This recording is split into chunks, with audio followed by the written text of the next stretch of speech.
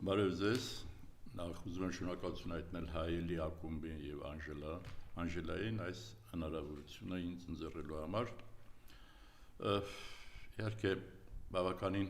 խտացված է այսօրվա օրակարգը եւ տարածաշրջանում ընթացող զարգացումների հետ կապված եւ ներքաղաքական կյանքում կփորձեմ համառոտակի անդրադառնալ այս հարցերին։ Իրանի նկատմամբ ագրեսիան Ամերիկայի եւ Իսրայելի այդ տանդեմի կողմից ներքաղաքական զարգացումներին կանրադառնամ, նաեւ կփորձեմ իմ կարծիքը արտահայտել, թե ինչպես դուրս գալ այս իրավիճակից, իսկ ավելի ճիշտ ինչպես ազատվել այսօրվա իշխանություններից։ Ինչ վերաբերում է Իրանի Իսլամական Հանրապետության նկատմամբ իրականացվող այդ ագրեսիային, եղել է մնում այն կարծիքի, որ սա պետական մակարդակով այս տանդեմի կողմից տերոր է Իրանական Իսլամական Հանրապետության եւ նրա բնակչության քաղաքացու նկատմամբ։ Գիտեք, եթե նույնիսկ ընդունենք տեսականորեն, որ բոլոր այն խնդիրները, որ ձևակերպում են այս պետությունները Իրանի հետ կապված, եթե նույնիսկ կրկնում տեսականորեն ընդունենք, որ դրանք իրական են, այն ճանապարհով, այն գործիքակազմով, որով փորձում է որ այս տանդեմը լուծել այդ հարցերը, դրանք հատուկ են միայն տերորիստական պետություններին։ Ես չեմ պատկերացնում, որ կարելի է խոսել ժողովրդավարության մասին, մարդու իրավունքների մասին, ինչպես նաև ինչ-որ ծրագրեր իրականացնելու մասին, երբ ռումբի մեկ հարվածով ռմբակոծության, ասենք, մոտ 200 երեխաներ են զոհվում։ Ես չեմ կարծում, որ եթե ուզում են ինչ-որ ղեկավարի ոչնչացնել, սպանել, ապա դրանց համար միևնույն է, որ այդ ղեկավարի հետ զոհվում է նրա կինը, որդին, հարսը, 14 շաբաթական թոռը եւ այլն։ Սա իսկապես պետական տերոր է։ Եվ այդ պետական տերորը ծրագրավորված է։ Եվ ցավում է, որ աշխարհում ժողովրդավարության մասին խոսող պետությունները լռում են կամ հիմնականում լռում են։ Գիտեք, եթե այն ժամանակ, որ Վենեսուելայի նախագահ, ուրեմն Նիկոլաս Մադուրոին առևանգեցին, այդ ժամանակ պետք է որ ինչ-որ շեշտադրումներ լինեն, որտեղ այդպես հարցեր չեն լուծում, առավել ևս որ կեղծ էր այն փաստարկը, թե ինչ են առևանգել նախագահին, որովհետև այստեղ նարկոբիզնեսի մասին չէր խոսքը, ըստ էության։ Լինելով ընդհանրապես Թրամփը իրեւիցությամբ գործարքի մարդ է, բանակցությունների մարդ չի, որովհետև ըստ էության ինչ էր հարցը։ Հարցն այն էր, որ ուզում էր նավթապաշարները տնօրիներ ինքը, բայց այդպիսի ժողովրդի էմոցիան վերցնող թեմա էր շոշափում, որ նա նարկոտիկի, նարկոբիզնեսի որպես տարածք դրա դեմ է պայքարում։ Այստեղ նույնպես եթե մի քիչ խորանանք, էլի գործարքի մասին է խոսքը գնում, որովհետև խոսվում է միջուկային զենքի մասին, խոսվում է մարդու իրավունքների մասին, բայց խոսքում ըստ էության գիտենք թե ինչ է իրենից ներկայացնում Իրան պետությունը եւ ինչ ազդեցություն ունի նավթագազային այդ ամբողջ իրականության նկատմամբ։ Ընդհանրապես գիտեք, եթե հիմա մի հարցի պիտի անդրադառնա, որ կարծում շատերին է հետաքրքիր, բայց գուցե միամիտ ինչի այդ հարցը։ Օրինակ ինձ համար միշտ հարց է, ինչ ասենք Պակիստանը պիտի ունենա ատոմային միջուկային զենք, բայց Իրանը չունենա։ Ինչու պիտի մեր դարավոր թշնամին, որը ուզում է վերացնել Հայաստանը, որպեսզի թուրանական ծրագիր իրականացնի, Թուրքիան ունենա ատոմային միջուկային զենք, մենք չունենանք։ Ինչու ասենք Հյուսիսային Կորեան պետք է ունենա միջուկային զենք, բայց Հարավայինը չունենա։ Ինչու եվրոպական մի շարք պետություններ պետք է ունենան, չգիտեմ, դեռ Իտալիա, Գերմանիա եւ այլն պետք է ունենա, բայց ասենք Ավստրիան չունենա։ Հարցեր են։ Այն դեպքում, որ այսօր աշխարհը ունի ավելի քան 9200 միջուկային զենքեր, որոնք մի քանի անգամ կարող են այս մոլորակը ոչնչացնել։ Եթե հարցը դրված, պետք է հարցը շատ պարզ դրված լինի եւ հասկանալի, ինչու է տարբերակված մոտեցումը։ Ինչու պետք է աշխարհում ֆիքսված 14 պետություններ կան, որ ունեն ուրեմն միջուկային զենքեր։ 4 պետություններ այսպես կասկածելի է ունեն, թե չունեն խորհրդային միության նախկին 3 պետությունները Ղազախստան, Ուկրաինա, Բելոռուս, նաև Հարավաֆրիկյան Հանրապետություն եւ այլն։ Չեմ ուզում շատ անդրադառնալ շատ թվարկել, բայց այս հարցը կա եւ եթե այսօր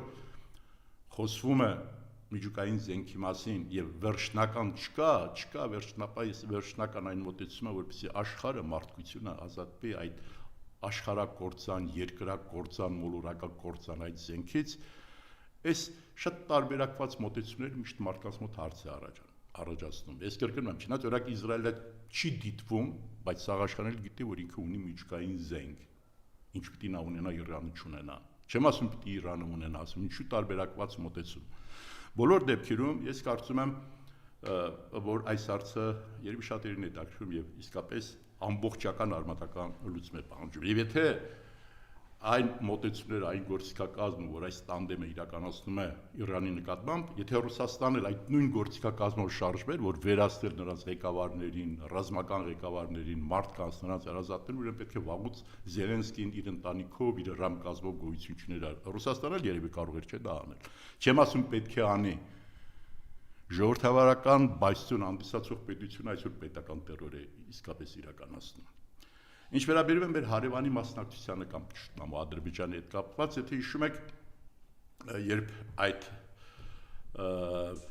թռչող սարքի միջոցով անօթաչու եւ ասվեց, որ Նախիջևանի վրա հարձակում է եղել, այսպես մի բռունցք թափ տվեց Իրանի վրա եւ ասաց, մոտորապես կլուծենք ձեր հարցերը այնպես, ինչպես Արցախում հարցը լուծեցինք, հետո բայց իր հիմնական հայրիկը Թուրքիան երբ մատ թափ տվեց, ասաց տղա ջան նստիր տեղը, լավ դու չես լուծել Արցախի հարցը ես եմ լուծել եւ հայտարարել եմ այդ մասին, հետո սպասի այստեղ լուրջ խաղեր են գնում, որտեղ իմ շահերներն են, իսկապես իր շահերներ ունի, մի պարզ, այսպես տարբերակ պետք է ասեմ, տարբերակն այն է, որ Թուրքիան լավ հասկանում է, եթե կարողանա վասալ դարձնի Ամերիկան, իր վասալը դարձնի Իրանին, առավել եւս բավականին լուրջ տեղ է տալիս Ադրբեջանի, որը հարավային Կովկասի թիվ 1 ռազմավարական գործընկերն է դարձել Ամերիկայի, Թուրքիայի շանսերը կամ Թուրքիայի ստեյության, այսպես տեսակարար կշիռը կվերանա, որովհետև Թուրքիան կարողանում է միշտ օգտվել նրանից, որ այս տարածաշրջանում ուզենա թե չուզենա Ամերիկան եւ Արևմուտքը իր վրա է ակցենտ անելու, շեշտադրում անելու, խաղեր է տալիս, չէ՞, միշտ խաղեր է տալիս, երբեմն ՆԱՏՕ-ի դեմ, Ամերիկայի դեմ, Արևմուտքի դեմ եւ այլն, բայց ուրիշ ընտրության հնարավորություն չունի եւ հասկանում է, որ ինքը կարող է կորցնել իր կշիռը։ Մի խոսքով չեմ ուզում այդ տարբերակներին անդրադառնալ, բայց ի վերջո այս տարածաշրջանը այսօր իսկապես վառվում է, բոցերի մեջ է այս տարածաշրջանը եւ իր հետ բավականին նոր հարցեր է բերում։ Չնայած պետք է ասեմ, որ առնվազն վերջին 15 տարիների ընթացքում Թուրքիայի նախաձեռնողական դիվանագիտությունը ցույց է տվել, որ թիվ 1 դիվանագետ մեր ճշտամին է, բայց պետք է խոստովանել, որ իր դիվանագիտությունը միշտ կարողացել է այս ընթացքում նախաձեռնություններ վերցնել եւ շահել։ Ամենայն դեպս ես կարծում եմ, որ ասում են ով կհաղթի այս պատերազմում, ես կարծում եմ հաղթող չի լինի եւ կարծում եմ սա Ամերիկայի ինձ է այդպես թվում սևեջերից մեկն է լինելու պատմության մեջ եւ պարտվող կողմ չեմ տեսնում, օրինակ հիշում եք, երբ 20 թվականին սկսվեց ռուս-ուկրաինական պատերազմը եւ Եվրոպան ամբողջությամբ նաեւ միջուկային զենք ունեցող պետությունները կանգնեցին Ուկրաինայի կողքին եւ թվաց թե Ուկրաինան անպարտ է դառնալու, Վլադիմիր Պուտինը մի հայտարարություն արեց իրեն հատուկ տոնով, ասեց մեզ պետք չի այն աշխարհի գոյությունը մոտորապես որտեղ չպետք է լինի Ռուսաստանը։ Այս նույն ձևակերպումը հիմա տալիս է ոչ միայն Իրանի ղեկավարությունը, այլ Իրանի ժողովուրդը, Իրանում ապրող ժողովուրդը եւ գնալու են մինչեւ վերջ։ Եթե նույնիսկ իմանան, ես չնայած դա բացառում եմ, որ պարտվելու է, ամեն ինչի գնալու են եւ այսօր կյանքը ցույց է տալիս եւ քիչ առաջ կարդացի Իրանի անվտանգության խորհրդի քարտուղարի հայտարարությունը, որ այդ մին մեզ վախացրեք, Թրամփի խոսքը նկատի ուներ, որ իբր թե հիմա ավելացնելու ենք ճնշումը եւ այլն, կստանաք պատասխան եւ շատ դաժան կլինի այդ պատասխանը։ Սա անվտանգության խորհրդի քարտուղարի հայտարարություն էր եւ վերջերս նաեւ վերլուծաբաները, հենց ամերիկյան վերլուծաբաները, հետախուզության աշխատակիցների վերլուծությունները ես կարդացի, որոնք դիտում են, որ գնալով Ամերիկան զիջում է իր դիրքերը եւ եթե ավարտեմ այս թեման, պետք է ասեմ, որ փաստորեն Ամերիկան ենթարկվեց Իսրայելի շանտաժին։ Իսրայելը կարողացավ կազմակերպել այս ամեն ինչը, որը փորձանք է բերելու մեր մոլորակին, ամբողջ աշխարհին։ Իհարկե էլի կարելի է շատ ավելի անդրադառնալ, բայց չեմ կարող չհիշել, որ գիտեք Պոլ Գոբել այդպիսի մի վերլուծաբան Ամերիկայում արդեն ունեցել 94 թվականին որպես Գերագույն խորհրդի պատգամավոր դաշնակցական շատ բացառիկ կարևոր գործի չկարող Արմենիանի մասնակցությամբ եւ միջնորդությամբ հանդիպել, բավականին երկար տևեց մեր զրույցը, զգացի, որ լավ տիրապետում է մեր տարածաշրջանին եւ վերջերս երբ Վենսը պետք է գար տրանզիտային այց ես դա համարեցի, Հայաստան տրանզիտով պետք է գնար Ադրբեջան, որտեղ կրկնում եմ Ադրբեջանը այսօր Ամերիկայի թիվ 1 դաշնակիցն է մեր տարածաշրջանում, մի բան գրեց այդ այցի մասին։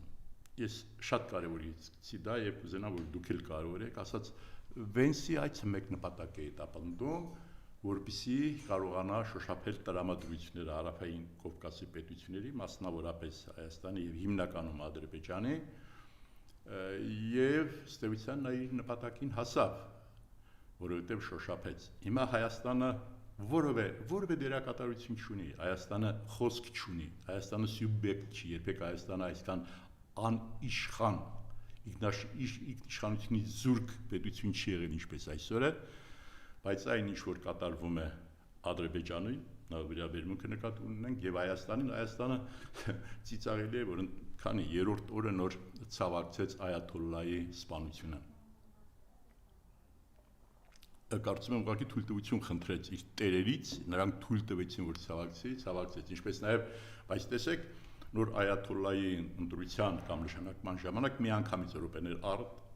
անց շնորհավորեց, որտեղ թույլտվության սահմանների մեջ դա կար։ Մի խոսքով, ուզում եմ ասել, որ իսկապես կարողացել են որոշակի շեշտադրումներ բերել, պարտադրել այս Հարավային Կովկասի պետություններին եւ իրենք առաջնորդվում են դրանով։ Ինչ զարգացում կունենա, ինչքանով կանրադառնան, ինչ մասնակցություն կունենան այդ պետությունները այս պատերազմում, ցույց կտա ապագան։ Այս մասին